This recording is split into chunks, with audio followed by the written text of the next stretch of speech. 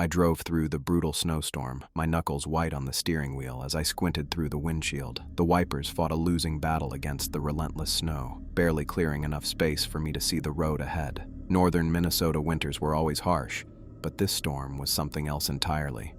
A howling white monster that seemed determined to swallow everything in its path.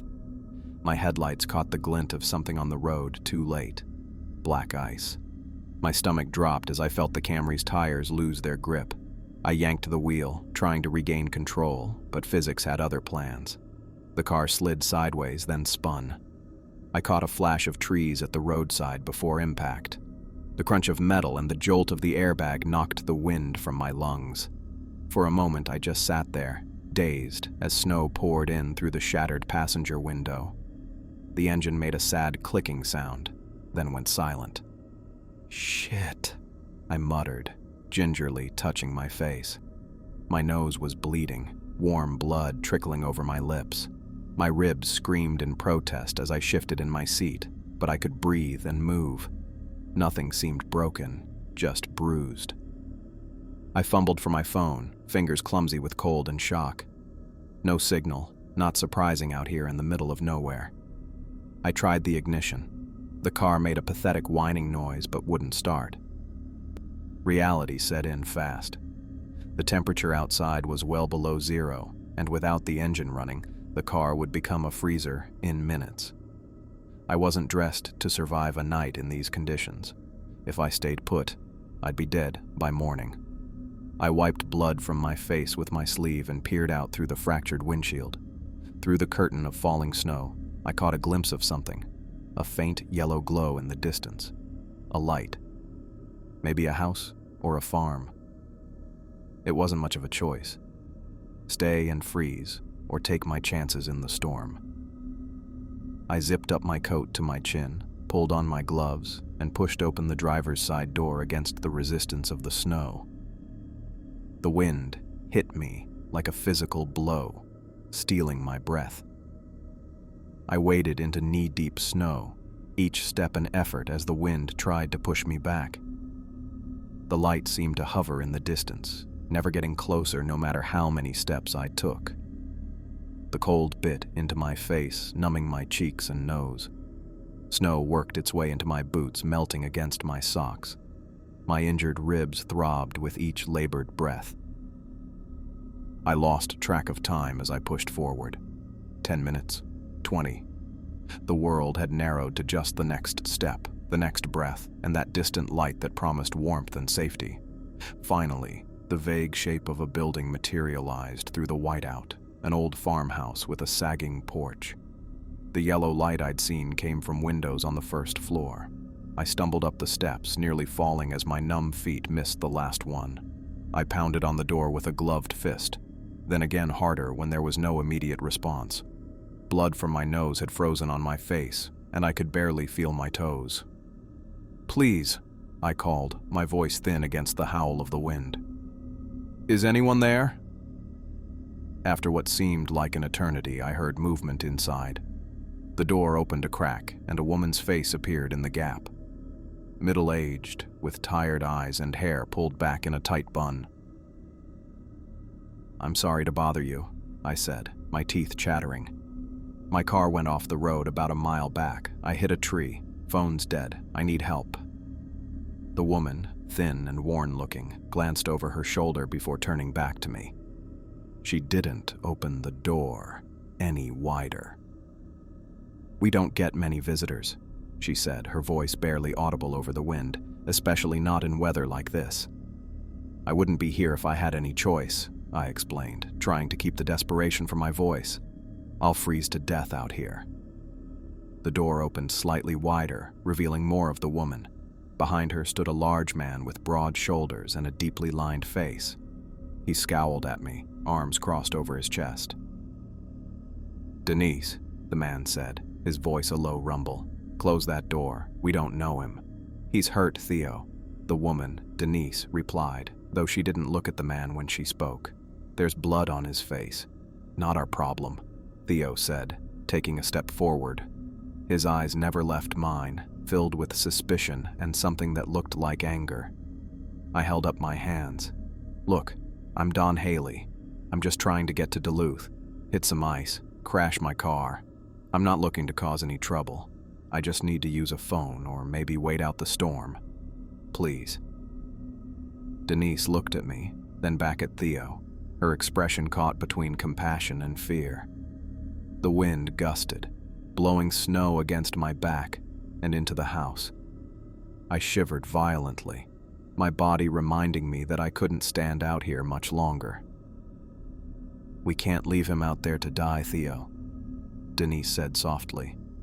Theo's scowl deepened, but after a long moment, he gave a curt nod and turned away, disappearing deeper into the house. Denise pulled the door open wider. "Come in," she said, stepping aside. "Before you catch your death." I stumbled across the threshold, the sudden absence of wind making me sway on my feet. The warmth of the house hit me like a physical thing, painful against my frozen skin. As Denise closed the door behind me, shutting out the howling storm, I felt a wave of relief wash over me.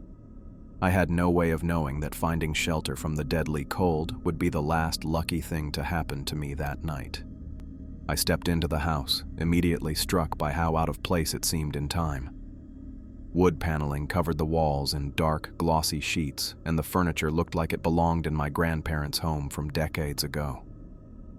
A large stone fireplace dominated one wall of what must have been the living room, with worn armchairs and a faded floral couch arranged around it.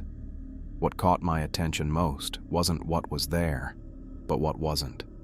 No TV, no computer, not even a digital clock on any surface I could see. The place felt like a museum piece, preserved from another era. I stood awkwardly by the entrance, water dripping from my coat and hair onto the worn wooden floor. My nose had stopped bleeding, but I could feel dried blood crusted around my nostrils and upper lip. "I'll get you some towels," Denise said, her thin frame disappearing down a hallway. Theo remained by the fireplace, one large hand resting on the mantel, his eyes fixed on me with undisguised suspicion. The fire cast half his face in shadow, making his expression even more intimidating. "Like I was saying," I tried again. "My car hit some black ice about half a mile back, spun right off the road into a tree. I tried to start it again, but..." He didn't respond, just continued staring at me as if I were something that had crawled out of the woods rather than a stranded motorist. Denise returned with a stack of faded but clean towels. "Here you are," she said, handing them to me. Her voice was soft, almost timid. I thanked her and dried my face and hair, careful around my tender nose. "Come to the kitchen," she said. "You should eat something warm." I followed her through a narrow doorway into a kitchen that matched the rest of the house in its dated appearance. The appliances looked like they were from the 70s. A mustard-colored refrigerator hummed loudly in one corner, and the stove had actual knobs rather than digital controls. Denise moved to the stove where a pot of soup was already simmering. She ladled some into a bowl and placed it on the table along with a chunk of homemade bread. "Sit, please," she said. I took a seat at the wooden table, noticing how her hands trembled as she set the spoon beside my bowl. She kept glancing toward the doorway, and a moment later I understood why. Theo had followed us, and now stood in the kitchen entrance, arms crossed over his broad chest, watching in complete silence. The soup was some kind of vegetable and beef mixture, hearty and surprisingly good. I ate quickly, suddenly aware of how hungry I was after the crash and trek through the snow. "Thank you," I said between spoonfuls. "This is exactly what I needed." Denise gave a tight smile, but said nothing. Her eyes kept darting to Theo, then back to the table. Her shoulders were hunched, her entire body language screaming discomfort. "The phone lines are down," she finally said, her voice barely above a whisper. "With this storm, the roads won't be cleared until tomorrow at the earliest." I nodded, having expected as much. "I appreciate you letting me stay. Once the plows come through, I can get a tow truck for my car." "You'll have to stay the night," she said, still not meeting my eyes. From the doorway, Theo made a sound somewhere between a grunt and a snort. Without a word, he turned and stomped heavily up a staircase I couldn't see from my position. Each footstep landed with deliberate force, as if he wanted to make sure we heard his displeasure. When he was gone, Denise seemed to breathe a little easier. She waited until we heard a door slam upstairs before speaking again. "I'll show you where you can sleep," she said. I finished the last of my soup and followed her out of the kitchen and up the same stairs Theo had just climbed. The staircase creaked under our weight, each step announcing our progress. The upstairs hallway was narrow and dark, with 4 doors leading off it. Denise led me to the one farthest from the stairs. "This is our guest room," she said, opening the door. The room was as sparse as it could possibly be, while still qualifying as a bedroom. A single bed with a metal frame stood against one wall, and a plain wooden dresser against another. No pictures on the walls, no lamps, not even a bedside table. Just a bare overhead light fixture that cast harsh shadows across the room. "I'll get you some blankets," Denise said, disappearing briefly before returning with a stack of quilts. "The heat doesn't reach up here very well." She handed me the blankets, then hesitated, looking over her shoulder at the closed door at the other end of the hall, presumably the room she shared with Theo. Then she leaned in close to me, so close I could smell soap and something like fear on her skin. "Lock your door tonight," she whispered, her voice urgent and tight. "Don't come out no matter what you hear." Before I could ask what she meant, she turned and hurried away, her footsteps quick and light on the creaking floorboards. I stood there, blankets in my arms, watching her retreat down the hallway until she slipped into what I assumed was her bedroom. I stepped into the guest room and closed the door behind me, troubled by her warning. What exactly was I not supposed to respond to? The house settling? Theo's snoring? Or something worse? I turned the old-fashioned lock on the door handle, then tested it to make sure it had engaged properly. I checked it a second time, pulling on the handle to confirm it was secure. The bed looked uninviting, but was my only option. I removed my wet boots and peeled off my damp socks, but kept the rest of my clothes on. Something about Denise's warning made me want to stay as ready as possible for whatever might happen. I arranged the quilts on the bed and lay down, staring up at the cracked ceiling. Despite my exhaustion and the pain in my ribs, sleep felt very far away. Outside, the wind howled against the window, driving snow against the glass in rhythmic patterns. The storm showed no signs of letting up. "Lock your door tonight. Don't come out no matter what you hear." Her words kept repeating in my mind as I lay there in the darkness, listening to the old house creak and groan around me. I woke around midnight to strange sounds beneath the howling storm. At first I thought it might be the old house settling, but then I caught it again, clinking metal chains and what sounded like muffled sobbing. The wind outside screamed against the windows, but between gusts those sounds kept cutting through. I sat up in bed, the quilts falling away as I strained to listen. The crying seemed faint but unmistakable, human, scared. Getting down on my hands and knees, I pressed my ear to the wooden floorboards. The cold seeped through my shirt as I listened. The sobbing wasn't coming from inside the house at all, it was coming from outside. Denise's warning rang in my head. "Lock the door. Don't come out no matter what you hear." But someone was crying out there in the freezing cold. I couldn't just lie here and do nothing. I moved to the door, my hand hesitating on the lock. The metal was ice cold against my fingers as I turned it, wincing at the small click it made. I eased the door open, peering into the dark hallway. No lights were on, but my eyes had adjusted enough to make out the shapes of the other doors, all closed. The hallway floorboards were old and likely to creak. I tested each step before putting my full weight down, moving like I was walking on ice. One board groaned under my foot, and I froze, listening for any sign that Theo or Denise had heard. Nothing. I made it to the stairs and started down, hugging the wall where the boards might be more secure. Each step felt like it took minutes, my body tense with the effort of moving silently. When I reached the bottom, I paused to listen again. The sobbing had stopped, but I could still hear metal clinking somewhere outside. The kitchen was at the back of the house. I moved through the living room, navigating around furniture by memory and touch until I reached it. Moonlight filtered weakly through the kitchen window, casting everything in a pale blue glow. I crept toward it, staying low. Looking out through the frosted glass, I saw footprints in the snow, quickly filling with fresh powder. I wiped at the condensation on the window, trying to see more clearly. That's when I spotted him, Theo, trudging through the deep snow, dragging something behind him. He was heading toward a large structure that must have been the barn, about 50 yards from the house.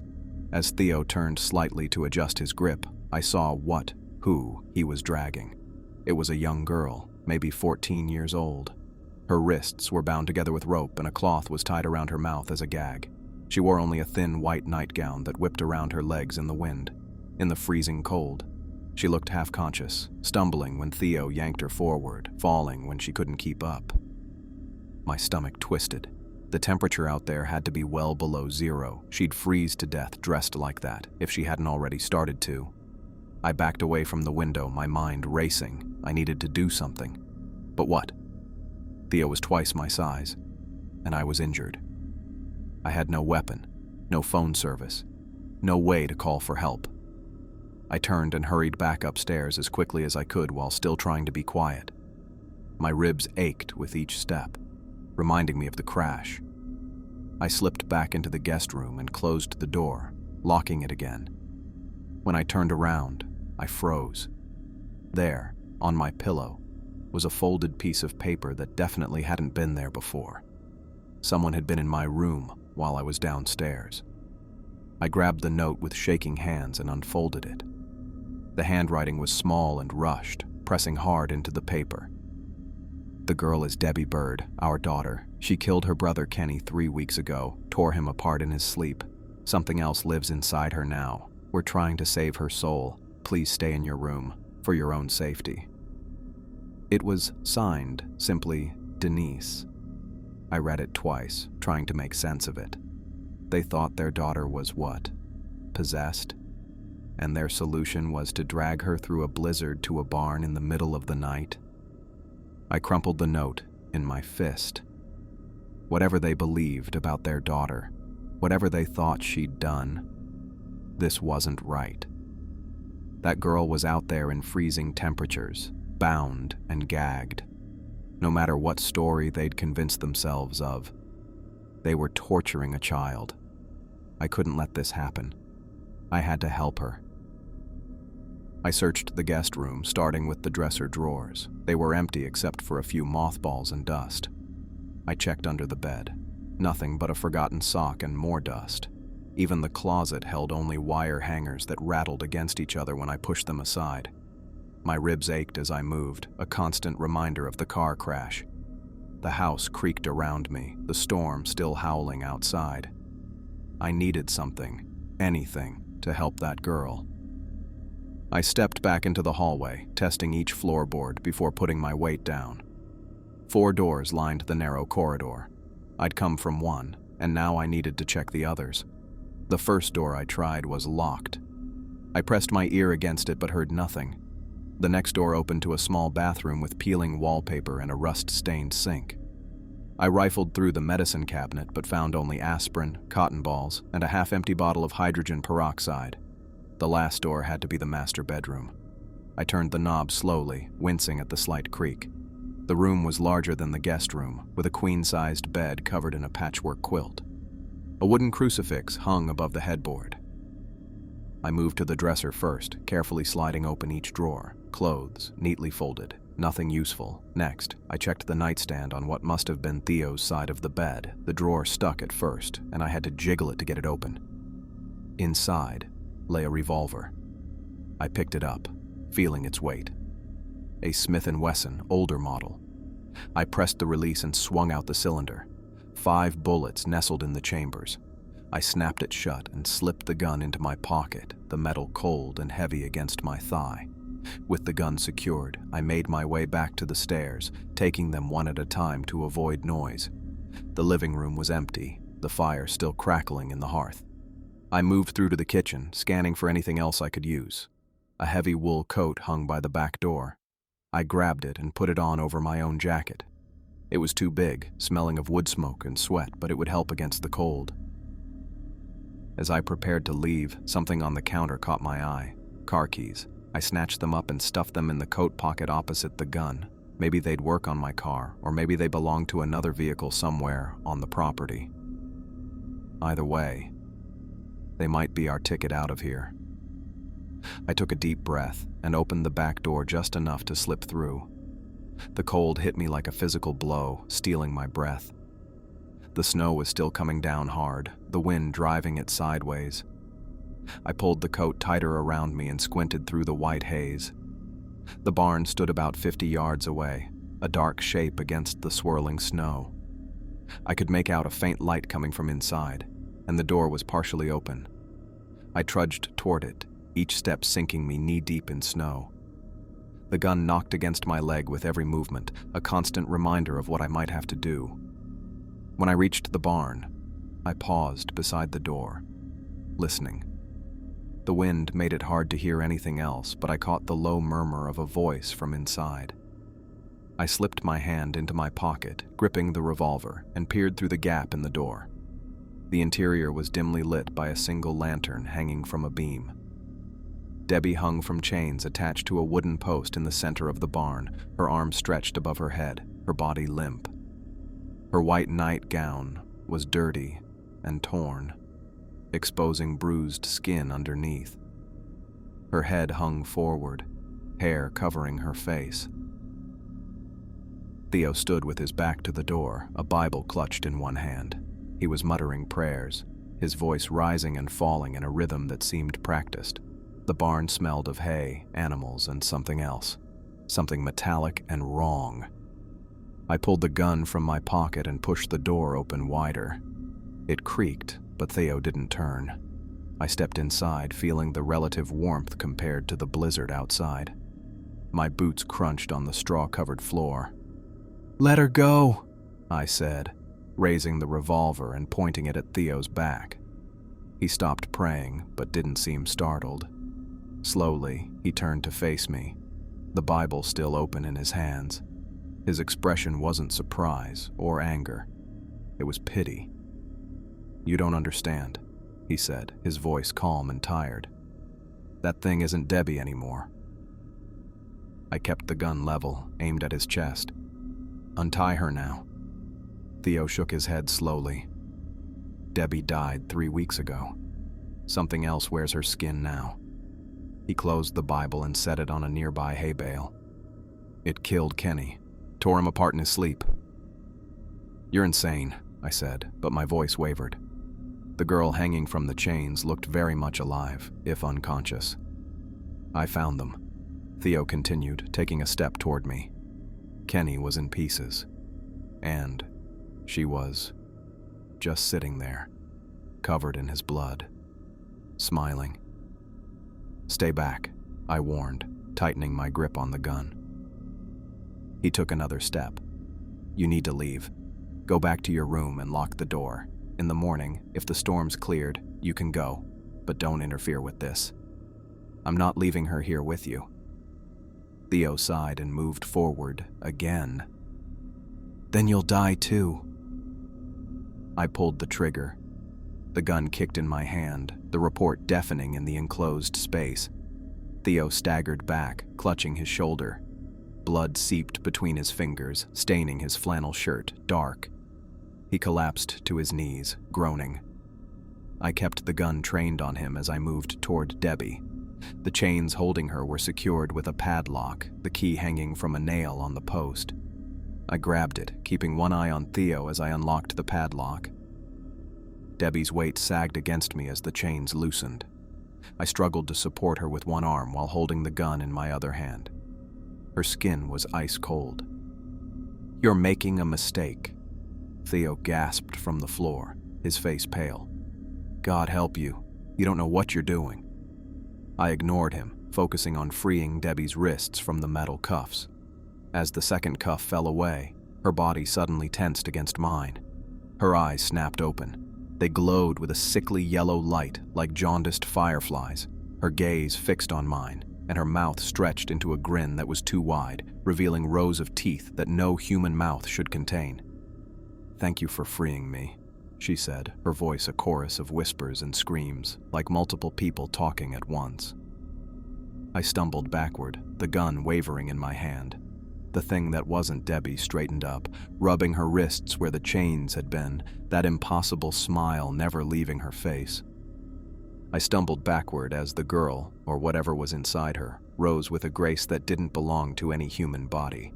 Her movements were too fluid, too precise, like a puppet controlled by invisible strings. The yellow glow from her eyes cast sickly shadows across her face, making her grin look even more unnatural. "I told you!" Theo shouted from where he lay bleeding on the barn floor. "That's not my daughter anymore. That's not Debbie." I couldn't process what I was seeing. The thing wearing Debbie's body tilted its head at an impossible angle, the bones in her neck making a wet, cracking sound. "Thank you for freeing me," it said again, that terrible chorus of voices spilling from her mouth. "I've been so hungry." My back hit one of the barn's support beams. The gun shook in my hand, but I couldn't make myself pull the trigger, not at something that looked like a young girl, no matter what was happening. Debbie, or whatever it was, took a step toward me, her bare feet leaving wet prints in the dirt floor. Her nightgown hung in tatters around her thin frame. "Don't come any closer," I warned, my voice breaking. The thing laughed, a sound like glass breaking and metal scraping all at once. It took another step. I turned and ran. My feet slipped on the barn floor as I scrambled toward the door. I hit it with my shoulder, bursting out into the blizzard. The cold air slapped me like a physical blow, stealing my breath. Snow whipped around me, reducing visibility to almost nothing. Behind me, that inhuman laughter followed, cutting through the howl of the wind. I pushed forward, the snow reaching my knees, making each step a struggle. The gun was still in my hand, though I wasn't sure what good it would do. The farmhouse loomed ahead, a dark shape barely visible through the swirling white. I'd made it maybe 10 feet from the barn when something hard struck the back of my head. Pain exploded through my skull, and I pitched forward, face first into the snow. The cold against my skin was almost a relief compared to the throbbing agony at the base of my skull. I tried to push myself up, but my arms felt disconnected from my body. The world tilted and spun around me. Through the haze of pain and the curtain of falling snow, I saw a figure standing over me. Denise. Her face was tight with fear and determination. In her hand was a syringe, the needle glinting in what little light filtered through the storm. "I'm sorry," she whispered, though her voice sounded far away. "You should have stayed in your room." I tried to speak, to ask what she was doing, but my mouth wouldn't work. I felt her hand on my neck, turning my head to expose the skin. The needle slid in with a sharp pinch, and almost immediately, warmth spread from the injection site. My vision began to darken at the edges. "It's better this way," Denise said, her words fading as the drug took hold. "You'll forget all about us." The last thing I saw was her face, lined with a mixture of regret and resolve, before darkness claimed me completely. I came to slumped over the steering wheel of my car. Daylight streamed through the cracked windshield, making my eyes water. My head throbbed with each heartbeat, and when I touched my face, my fingers came away with flakes of dried blood. For a moment, I couldn't remember where I was or what had happened. Then it all came rushing back. The crash, the farmhouse, Theo and Denise, the barn, and Debbie with her glowing eyes and that terrible voice.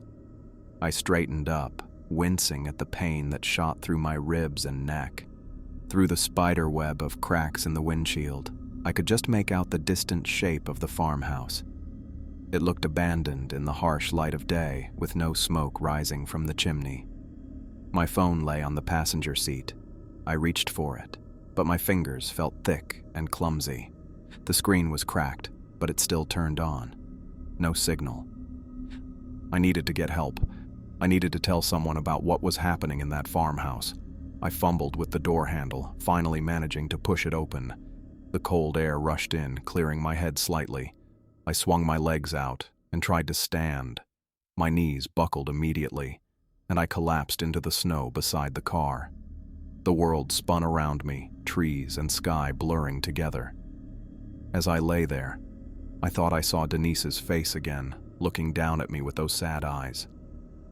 "I'm sorry," she seemed to say, though her lips didn't move. Then darkness took me once more. The next time I woke up, I was in a hospital bed. The steady beep of monitors filled the room, and the smell of antiseptic burned my nostrils. An IV line ran into my arm, and my head was wrapped in bandages. A nurse noticed I was awake and came over to check my vitals. "Welcome back," she said, adjusting something on one of the machines. "You gave Mr. Baker quite a scare when he found you." "Mr. Baker?" My voice was rough, my throat dry. "Maxwell Baker, the snowplow driver who found you on Route 23. You're at Mercy General in Duluth." I tried to sit up, but pain shot through my head. "Easy," the nurse said, placing a gentle hand on my shoulder. "You have a concussion, 3 cracked ribs, and mild hypothermia. The doctor wants you to rest." "There's a farmhouse," I said, the words tumbling out. "A girl, they have her chained up in the barn. I need to call the police."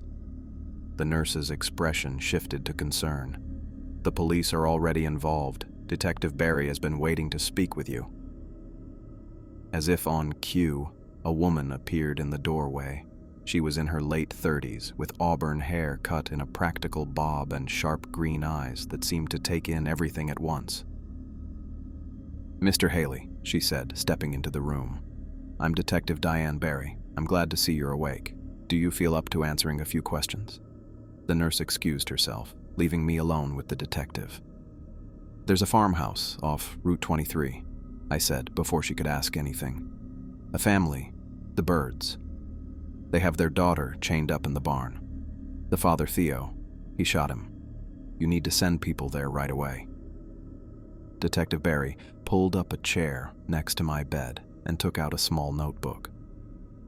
"Why don't you start from the beginning? Tell me everything that happened." I told her about the crash, finding the farmhouse, Denise's warning, discovering Debbie in the barn, and the confrontation with Theo. I hesitated when I got to the part about Debbie's transformation, aware of how it would sound. Her eyes, they changed, and her voice wasn't human. I know how this sounds, but something was wrong with her. Theo said she wasn't his daughter anymore. Detective Barry's face remained neutral as she took notes, but I could see the doubt in her eyes. "And then what happened?" she asked. I ran. Something hit me from behind. Denise injected me with something. When I woke up, I was back in my car. Barry finished writing and looked up at me. "Mr. Haley, we found your car crashed into a tree off Route 23. Mr. Baker spotted it while clearing the roads after the storm. You were alone, with no signs that anyone else had been there." "They moved me," I insisted. "Check the farmhouse. It's about a mile off the main road, down a dirt track." "We will," she assured me, though her tone made it clear she was humoring me. "The doctor says you suffered a significant head trauma in the crash. Sometimes that can affect memory, cause hallucinations." "I didn't imagine it," I said, my voice rising. "Check my neck. Denise injected me with something." Barry leaned forward, examining the side of my neck. "There is a mark there," she admitted. "But it could be from any number of things." "Please," I said, grabbing her wrist. "There's a girl in danger. You have to help her." Barry gently removed my hand. "I'll send officers to check out the area. In the meantime, you should rest. We can talk more when you're feeling better." She stood to leave, and I knew she didn't believe me. To her, I was just another accident victim with a head injury, telling wild stories. "They'll clean up everything before you get there," I called after her. "They'll hide what they're doing." Barry paused at the door. "Get some rest, Mr. Haley. I'll be back tomorrow." After she left, I lay in the hospital bed, staring at the ceiling. The memory of Debbie's glowing eyes and that terrible grin kept replaying in my mind. I knew what I'd seen, what I'd experienced. It wasn't a hallucination or a dream.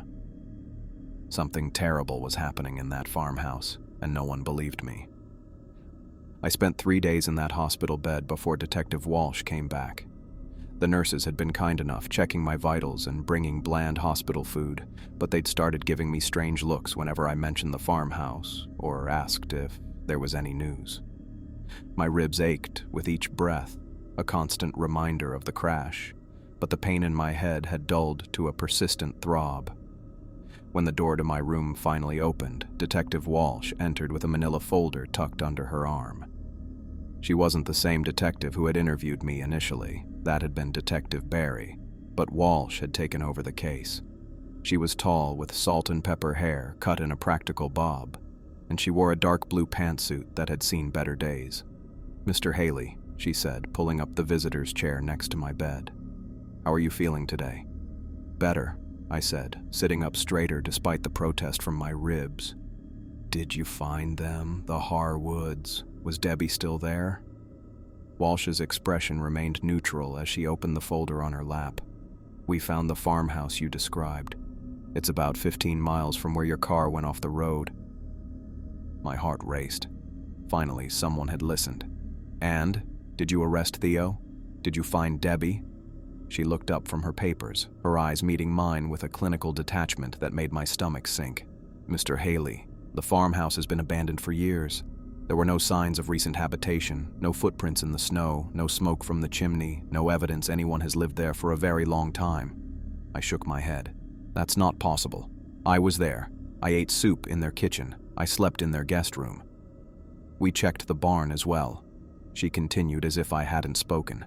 "There was no blood on the floor where you said you shot someone, no chains hanging from the rafters."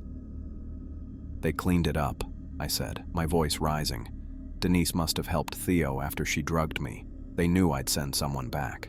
Walsh pulled out a photograph and handed it to me. It showed the farmhouse I remembered, but it looked different, more dilapidated, with a partially collapsed roof and boards over the windows. "This is how we found it," she said. "The property has been abandoned since at least the early 90s. The electricity was disconnected decades ago." I stared at the photo, trying to reconcile it with my vivid memories of the warm kitchen, the crackling fireplace, Denise's trembling hands as she ladled soup. That's not how it looked when I was there," I said, pushing the photo back toward her. "You need to search more thoroughly. Maybe they have a hidden room or basement where they're keeping Debbie." Walsh sighed and pulled out another document. "We did a thorough search of the property, Mr. Haley, and we checked the records. The last registered owners were Trevor and Evelyn Powell. They both died in 1987. "Powell?" "No, the family name was Harwood. Theo and Denise Harwood. There is no record of any Harwood family ever living at that address," Walsh said, her tone gentle but firm. "We checked county records going back 50 years. I felt like I was drowning. None of this made sense. I remembered everything so clearly. The wood-paneled walls, the outdated kitchen, the creaking stairs, the gun I'd found in the nightstand. "The gun," I said suddenly. "I shot Theo with a revolver I found in their bedroom. Did you find that?" Walsh shook her head. "There were no firearms on the property." "Look," I said, pulling down the collar of my hospital gown to expose my neck. "Denise injected me with something right here. You can still see the mark." Walsh leaned forward, examining my neck. "There is a small mark there, yes. But Mr. Haley, the doctors found no unusual substances in your blood work. What they did find was evidence of severe hypothermia and a concussion." "You think I imagined it all?" I said flatly. "I think you experienced something traumatic, a car crash in a blizzard, followed by exposure to extreme cold. Hypothermia can cause confusion, hallucinations, combined with head trauma." She trailed off, letting me fill in the blanks. "I didn't hallucinate it," I insisted.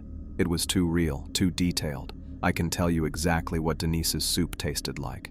I can describe the pattern on the quilt in the guest room. I remember the weight of that revolver in my hand. Walsh closed her folder and stood up. The mind is powerful, Mr. Haley, especially when it's trying to make sense of trauma. She placed her card on the bedside table. If you remember anything else, or if you have questions, you can reach me at this number. I watched her walk to the door, feeling a desperate need to make her understand. Detective, I called after her. If I was just wandering in the snow with hypothermia, how did I get back to my car? The doctor said I was found slumped over the steering wheel, but my car was a quarter-mile from the road. She paused at the door. We don't have an explanation for that. Maybe you were more lucid than you remember. After she left, I stared at the ceiling, trying to make sense of what she'd told me. How could I have imagined something so vivid, so terrifying? The yellow glow in Debbie's eyes, the unnatural angle of her head, Theo's blood pooling on the barn floor. These weren't vague impressions. They were sharp, detailed memories. The doctors released me 2 days later. My brother drove from Chicago to pick me up and take me back to my apartment in Minneapolis. He didn't ask many questions, just gave me concerned glances when he thought I wasn't looking. I didn't tell him about the farmhouse or Debbie. I knew how it would sound. Back in my apartment, I tried to return to normal life. I took medical leave from my job at the architectural firm, using the time to recover physically. But mentally, I couldn't escape what had happened. Every time it snowed, I found myself standing at the window, staring out at the white flakes, remembering the desperate trek from my car to the farmhouse. Sometimes I would catch a glimpse of yellow light in the distance and feel my heart rate spike before realizing it was just a street lamp or the headlights of a passing car. I started researching the farmhouse obsessively. I found the property records Walsh had mentioned, confirming that Trevor and Evelyn Powell had owned the farm until their deaths in 1987. Their only son had sold the property to a development company that went bankrupt before they could do anything with the land. The farm had sat empty ever since, slowly decaying. I searched for any mention of the Harwoods, but found nothing. No Theo or Denise Harwood had ever lived in that county, according to public records. No reports of a missing girl named Debbie. No unsolved murders that might explain what Theo had said about finding Kenny in pieces. I even drove back to the farmhouse once when the roads were clear. It looked just like in the photograph Walsh had shown me, abandoned, falling apart. Nothing like the place where I'd spent that terrifying night. I sat in my car for an hour, staring at it, trying to reconcile my memories with reality. I couldn't bring myself to go inside. Some days, I almost convinced myself that Walsh was right, that I had hallucinated the whole thing due to hypothermia and head trauma. But then I would touch the small mark on my neck where Denise's needle had pierced my skin, and I would know it was real. Whatever had happened in that farmhouse, whatever Debbie had become, it wasn't a product of my imagination. I carried the experience with me like shrapnel in my mind, something foreign and painful that couldn't be removed. I had been left alive, but forever changed. I found myself looking at strangers differently, wondering what secrets they might be hiding behind their ordinary faces. I kept the lights on at night and jumped at unexpected sounds.